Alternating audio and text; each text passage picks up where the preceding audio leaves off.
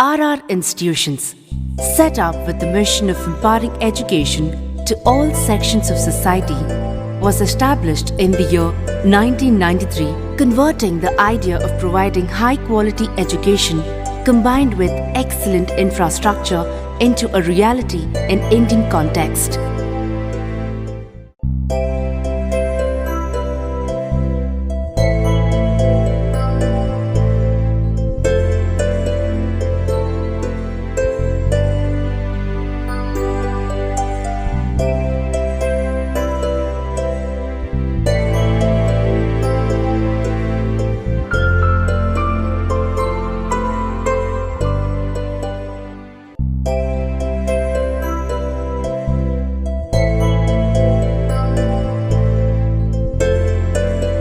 Hello everyone, I'm Aishwarya from Bangalore. I'm Shravani, I'm from Andhra Pradesh. From Maharashtra.